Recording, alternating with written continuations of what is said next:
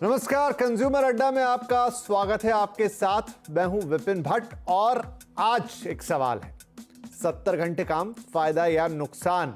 जी हां, 70 घंटे काम, सप्ताह में 7 दिन काम, इतने घंटे काम, ये सारी बातें पहले आप सुन चुके हैं। क्यों ये दोबारा चर्चा में आ गई? क्योंकि हाल ही में ओला के जो फाउंडर हैं भाविश अग्रवाल साहब, उन्होंने फिर से एक पॉडकास्ट में इस बात को जिक्र किया।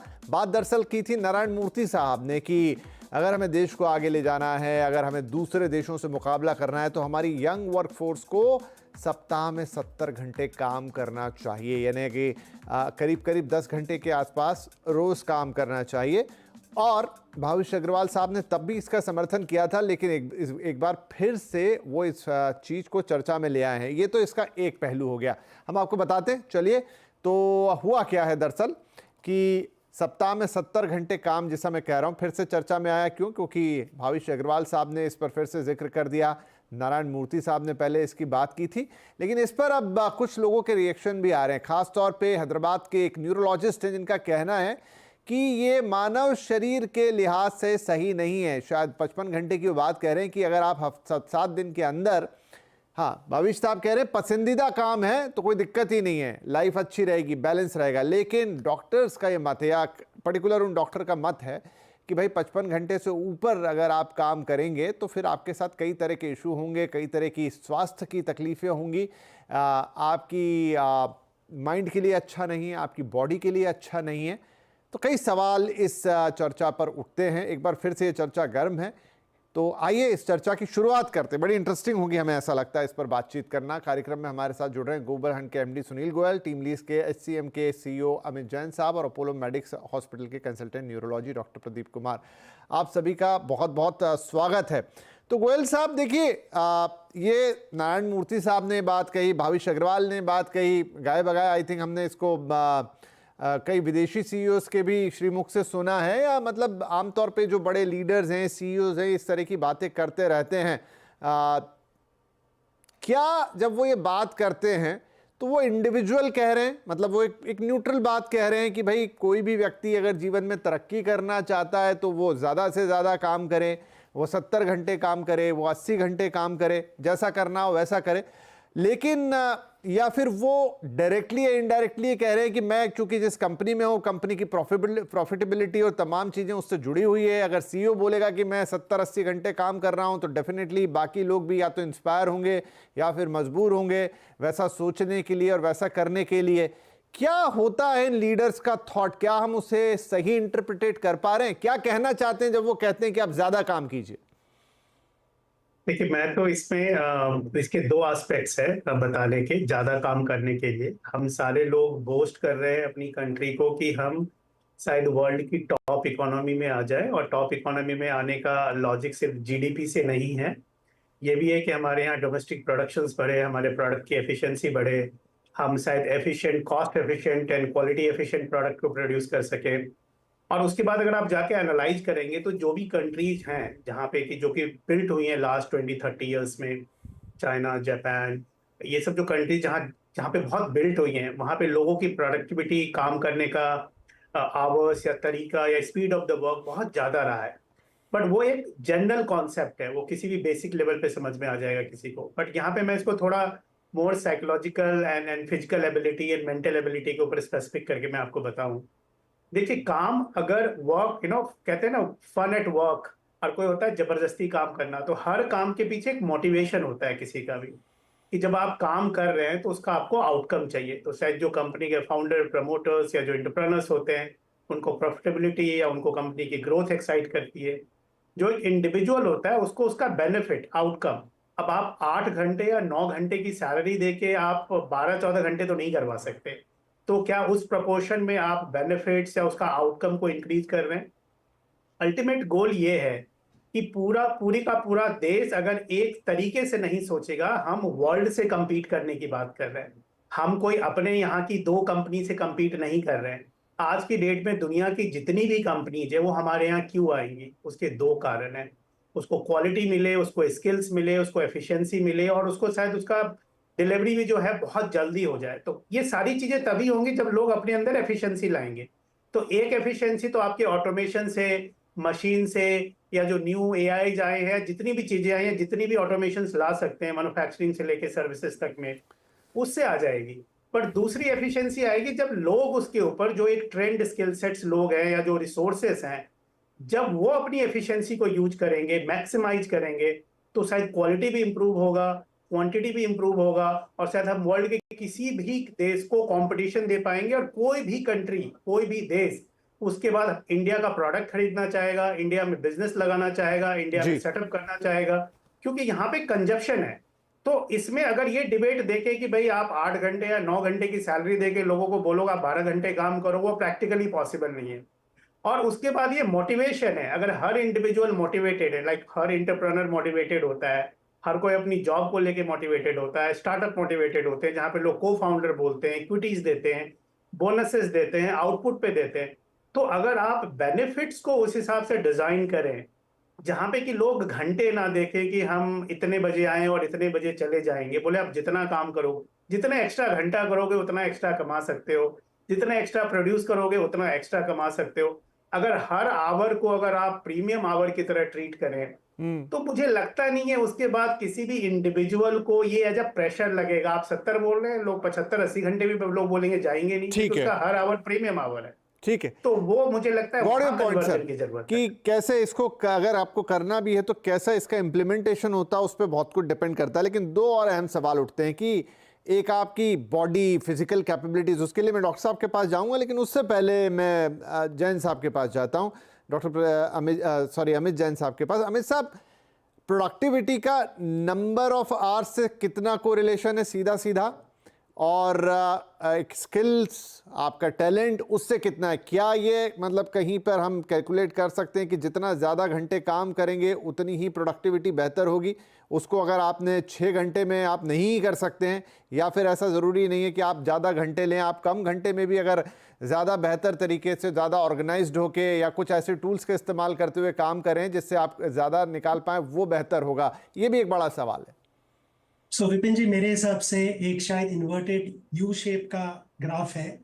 अगर आप 15 मिनट काम करेंगे और छोड़ देंगे तो आपका फोकस बनने से पहले ही आप हट गए, आपकी प्रोडक्टिविटी जितनी पहुंच सकती थी नहीं पहुंची।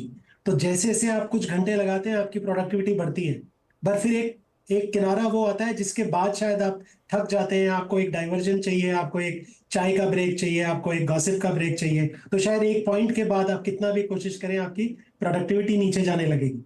तो एक ये है। दूसरा, स्किल का आई थिंक एक अलग ही वेरिएबल है, नंबर ऑफ आवर्स अलग है और स्किल अलग है, तो उसका एक अलग ही इंपैक्ट है प्रोडक्टिविटी पे। ऑब्वियसली अगर स्किल ज्यादा है तो प्रोडक्टिविटी ज्यादा है। ये इशू मैं देखता हूँ विपिन जी हर कुछ महीनों में उठता है।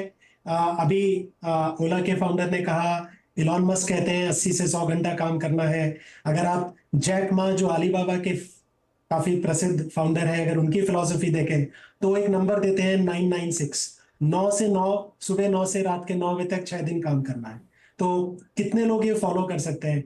आई थिंक अगर आप इस सब्जेक्ट पे वोटिंग कराएंगे तो चांसेस आर 95% वोट्स आएंगे कि नहीं करना चाहिए। और मैं सोचता हूं उसके बावजूद फाउंडर्स और सीईओज ऐसा क्यों बोलते हैं? आई थिंक एक ऑब्वियसली उनके स्टेक्स अलग है, वो केवल सैलरी नहीं लेते हैं, उनका कंपनी में शेयर है, उनको मालूम है कि अगर प्रॉफिट बढ़ेगा तो उनको पर्सनल लेवल पे बहुत फायदा होगा।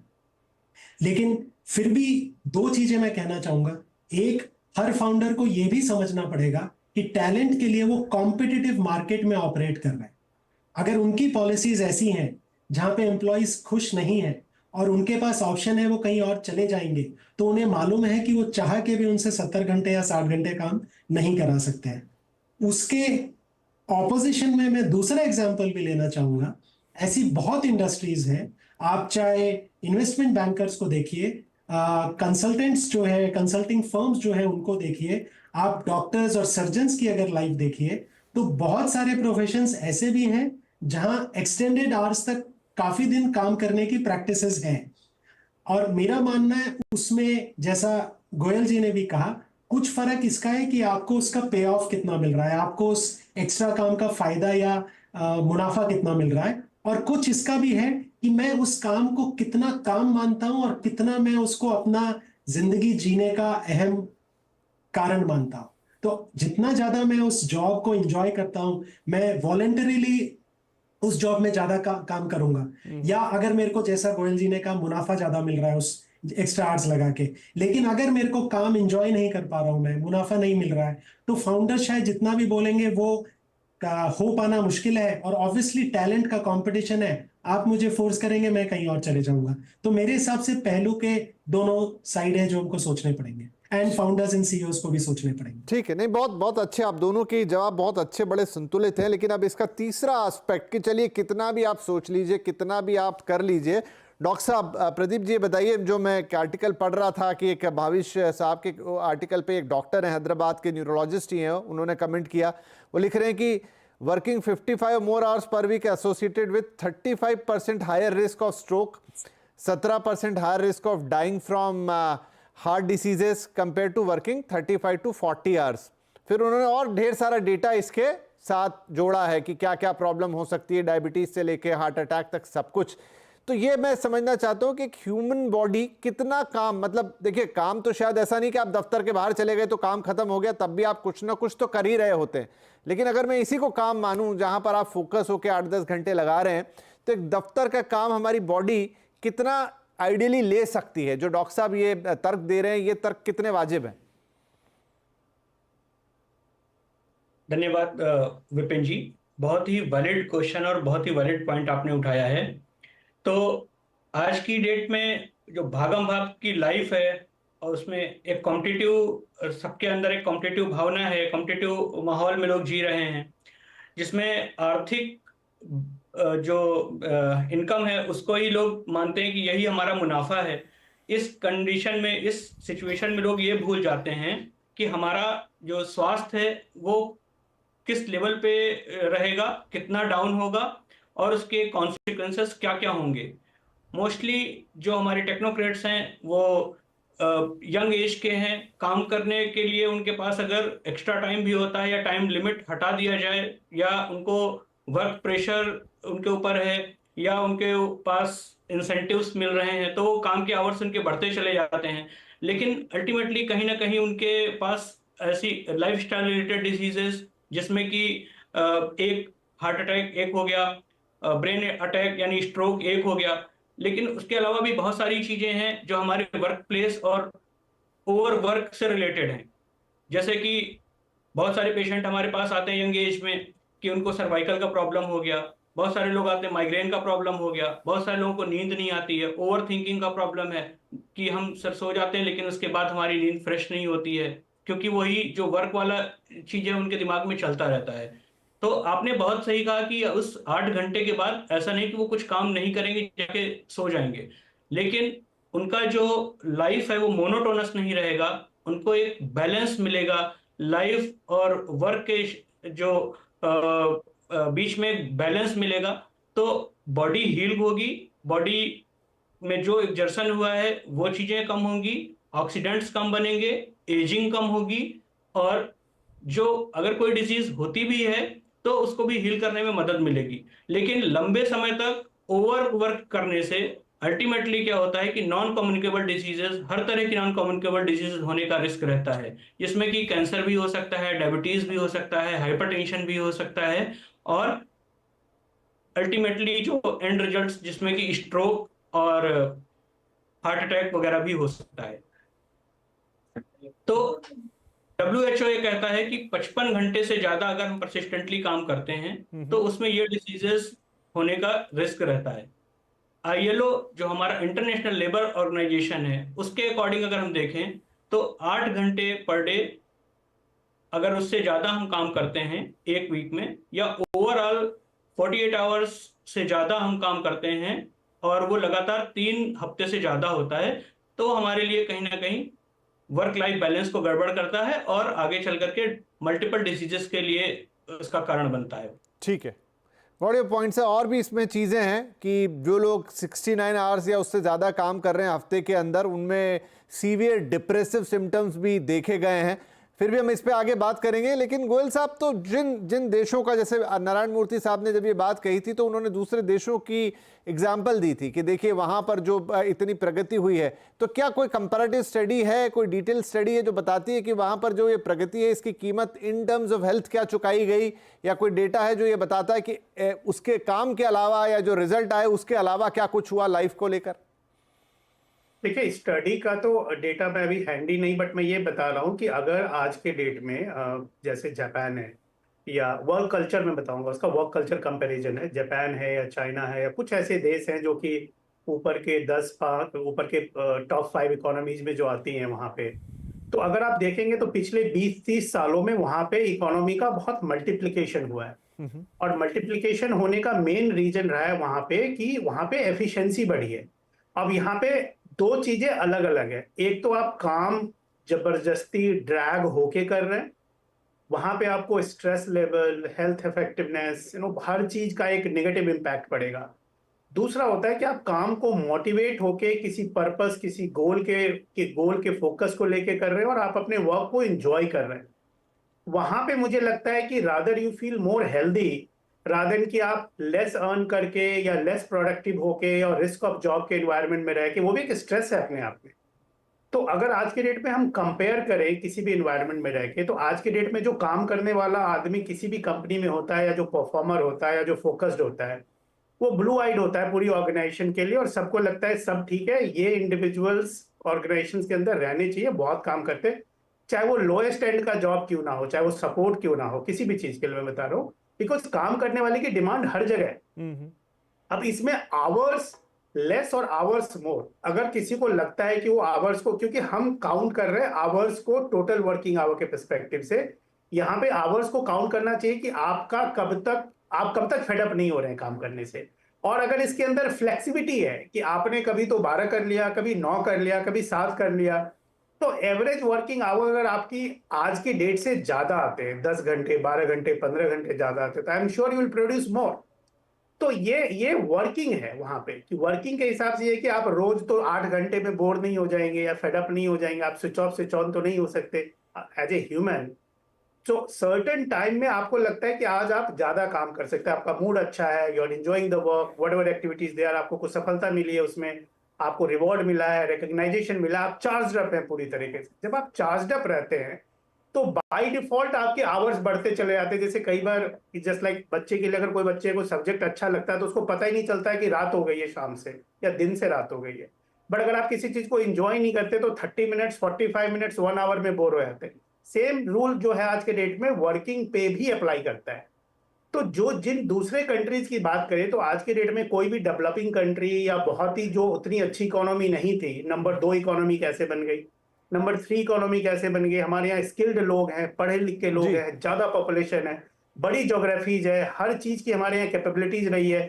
तो कहीं ना कहीं हम पिछड़े हैं, कहीं ना कहीं कुछ चीजें ऐसी रही हैं जो कि हमें नंबर 1, नंबर 2 के स्लॉट्स में हम नहीं पहुंच पाए पिछले 30 सालों में। नहीं, वो बात आपकी सही है। एक छोटा सा सवाल मैं लेके ब्रेक लेता हूं। अमित साहब, तो जो इस मोटिवेशन की हम बात कर रहे हैं, जिसकी हमें काम अच्छा लगेगा तो फिर हम उसे घंटे में नहीं करेंगे, तो अब ये तो बहुत थोड़ा इंडिविजुअल हो गया, या फिर वर्किंग एनवायरनमेंट पे डिपेंड करेगा? क्या हमारे यहाँ जॉब्स इतनी आइडियल हैं, वर्किंग एनवायरनमेंट इतने आइडियल हैं कि मेजॉरिटी ऑफ वर्कफोर्स को ऐसा लगे कि भाई वाह क्या जगह पे काम कर रहे हैं, बहुत ही शानदार है और सब कुछ अच्छा है, पैसे भी अच्छे मिल रहे हैं, बाकी फैसिलिटीज़ भी बहुत अच्छी है। इनफैक्ट हमारे यहाँ तो जो ट्रैफिक कंडीशन है, अगर महानगरों की बात करूँ, चाहे बेंगलुरु लीजिए, हैदराबाद लीजिए, मुंबई लीजिए, दिल्ली लीजिए, ऑफिस पहुँचना अपने आप में एक स्ट्रगल है। शायद जितना, अगर मुझे गलत नहीं पता है तो यूके में वर्किंग आवर्स में ऑफिस में आने जाने में जो टाइम लगता है वो भी काउंट करते हैं। अगर मैं गलत हूं तो मुझे करेक्ट कीजिएगा। लेकिन ये मतलब थोड़ा सा बहुत फाइन लाइन है, इसको कैसे हम डिसाइड करें कि भाई इतना मोटिवेशन है कि आप इतने घंटे काम कर जाएंगे और आपको पता भी नहीं लगे। तो विपिन जी, आपने बिल्कुल सही कहा। काफी चीजें तो एक तो इंडिविजुअल के स्टाइल और प्रेफरेंसेस के ऊपर है कि वो क्या बिलीव करता है। इसमें मैं लेकिन 2 पॉइंट आपके पॉइंट पे और ऐड करना चाहूंगा।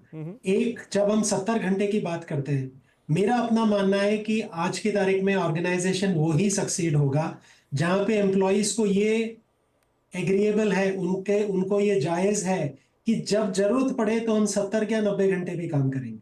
मान लीजिए आपका कोई बैंक है या कोई फाइनेंशियल इंस्टीट्यूशन है, आपको अपने क्लाइंट का कोई आईपीओ रिलीज करवाना है, या कोई आपके कंपनी का मेजर प्रोडक्ट लॉन्च है, 2 साल से आप प्रोडक्ट बना रहे हैं और अब उस प्रोडक्ट को लॉन्च करने की जरूरत है, या कोई मेजर लीगल केस चल रहा है और उसकी अब तारीख क्लोज आ गई है और आपको उसकी पूरी तैयारी करनी है, तो उस वक्त अगर टीम को अगर ये उसमें भी अगर एक्सेप्टेबल नहीं है कि हमें इस हफ्ते या 2 हफ्ते या 3 हफ्ते के लिए स्ट्रेच करना पड़ेगा, ज्यादा काम करना पड़ेगा, तो मेरा मानना है कि ऐसे ऑर्गेनाइजेशन को सक्सीड करना बड़ा मुश्किल है।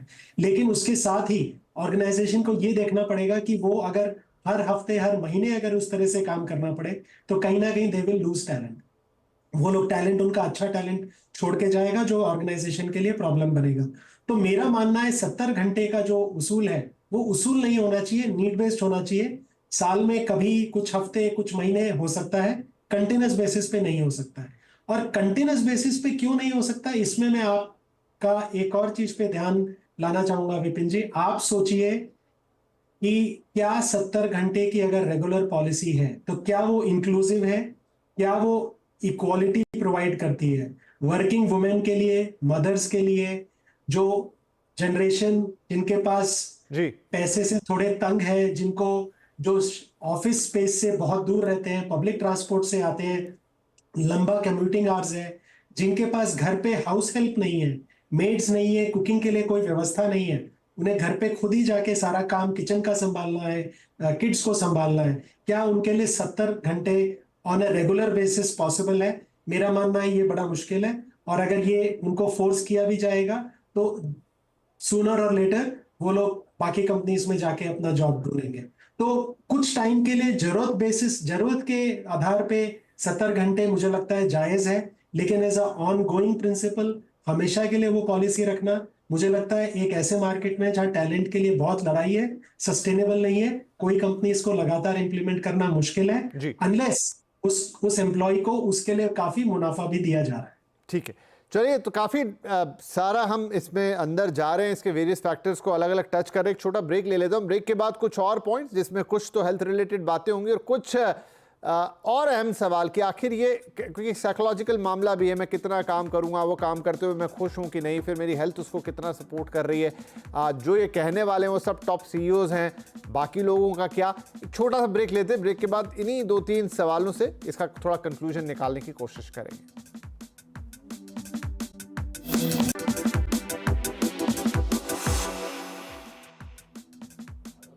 Welcome back. तो 70 घंटे काम, फायदा या नुकसान, ये बहस काफ़ी बड़ी हो चुकी है। अब काफ़ी सारे पॉइंट्स को हमने टच बेस किया, क्विकली कुछ कंक्लूजन्स निकालेंगे। डॉक्टर साहब ये बताएं कि अगर मैं काम करना चाहता हूं, चलिए मेरा मन है, मुझे अच्छा लग रहा है, मैं रोज 8 या 10 घंटे काम करना चाह रहा हूं, तो क्या मेरी बॉडी मुझे सपोर्ट करेगी या उसके लिए मुझे फिर अपना कुछ एक्स्ट्रा रूटीन बनाना पड़ेगा जिसमें मुझे अलग से अपनी हेल्थ का ख्याल रखना पड़ेगा?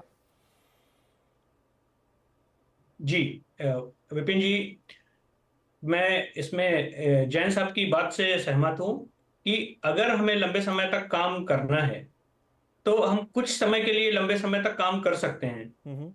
शायद उसके लिए हमारी बॉडी हमें सपोर्ट भी करेगी और हमारी नीड के हिसाब से हमारी अगर साइकोलॉजी, अगर हमें कुछ ऐसे नीड है जिसमें कि हमें लग रहा है कि हम एक्स्ट्रा काम करके हमारा जल्दी से काम खत्म हो जाएगा और हमें उसका रिवार्ड मिलेगा, तो हम कुछ समय तक के लिए ऐसा कर सकते हैं, लेकिन लंबे समय तक नहीं कर सकते, क्योंकि उससे बॉडी में वियर एंड टियर ज़्यादा होगा, जिससे कि हमारा एजिंग का प्रोसेस ज़्यादा हो सकता है और लाइफस्टाइल रिलेटेड डिजीजेज हो सकती हैं।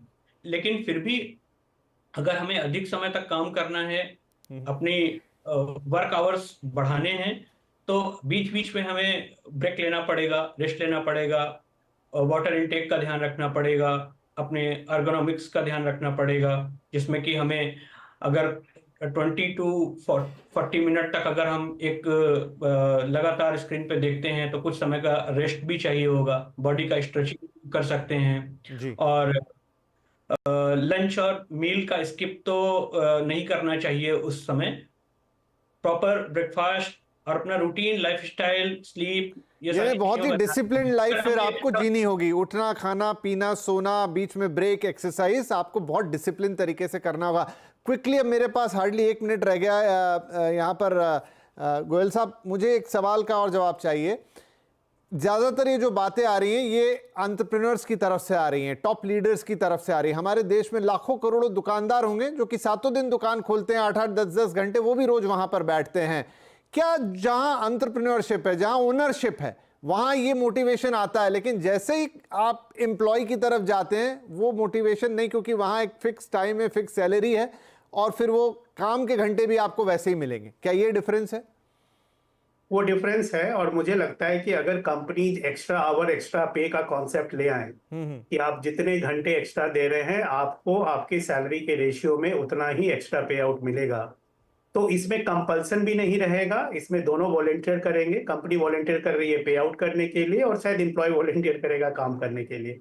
मुझे लग रहा है वो विन विन सिचुएशन होगी, और इसको कंपल्सन ना बनाया जाए किसी भी कंडीशंस में। बट अगर आप एक्स्ट्रा आवर और एक्स्ट्रा पे का कॉन्सेप्ट डालते हैं तो मुझे लगता है कि लार्जर वर्क फोर्स इसके टुवर्ड्स अट्रैक्ट होगा, और जिनके कुछ लिमिटेशंस हैं 10-15% लोग वो नहीं भी करेंगे तो उससे कंपनी को बहुत ज्यादा फर्क नहीं पड़ता है। बट अगर आप 60-70% लोगों को भी इसके टुवर्ड्स अट्रैक्ट करते हैं तो मुझे लगता है कि आपको सेम वर्कफोर्स से ज्यादा तो आई प्रोडक्टिविटी और थिंक जी इंडिविजुअल बिल्कुल, मेरा समय समाप्त हो गया। फिर भी मुझे लगता है कि हमने बहुत सारे इंपॉर्टेंट पॉइंट आज टच किए हैं, लेकिन शायद ये बातचीत इतनी जल्दी नहीं है कि आधे घंटे में हम कर लें। किसी दिन फिर से इसको लेकर आएंगे, और ये बड़ा इंपॉर्टेंट है। एक तरफ है हमारी प्रगति, हमको आगे बढ़ना है, वर्किंग आवर्स चाहिए, लेकिन क्या वो उतना सिंपल है कि आप कह दें 70 घंटे काम कर लीजिए तो हो जाएगा? नहीं, उसमें बहुत सारी इंस्पिरेशन चाहिए, बहुत सारे आइडियल वर्किंग कंडीशंस चाहिए, बहुत सारे मोटिवेशन चाहिए, वो इक्वल पे सिस्टम चाहिए, काफ़ी कुछ है जो उसके हिसाब से बनाना होगा। फिर किसी दिन चर्चा पे बैठेंगे, ज़रूर इसको आगे बढ़ाएंगे, लेकिन आज आप तीनों ही महानुभावों का बहुत बहुत धन्यवाद। नमस्कार।